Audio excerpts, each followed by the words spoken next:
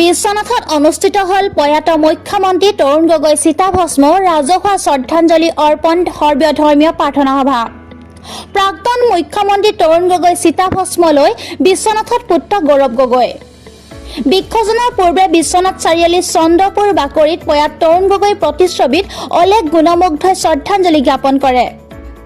এই অনুষ্ঠানত অসম প্ৰদেশ কংগ্ৰেছ কমিটিৰ সভাপতি ৰিপুণ বৰা, সাধাৰণ সম্পাদক অপূৰ্ব কুমাৰ ভট্টাচাৰ্য, প্ৰাক্তন মন্ত্ৰী নুৰ জামাল চৰকাৰ, বিশ্বনাথ জিলা কংগ্ৰেছ সভাপতি দিলীপ কুমাৰ বৰুৱা, সাধাৰণ সম্পাদক অঞ্জন বৰা, নীলমণি শৰ্মা, ৰাজ্যিক মুখপাত্ৰ সঞ্জু বৰুৱা আদিয়ে অংশ লয়। বিশ্বনাথৰ বিভিন্ন দল সংগঠনে প্ৰয়াত নেতাগৰাকীক স্মৰণ কৰে। ইয়াৰ পূৰ্বে বহু লোকে গৌৰৱ গগৈ সহ অস্থিৰনাথ দলটোক সমদল কৰি আনে বিশ্বনাথৰ কংগ্ৰেছ নেতাকৰ্মীসকলে।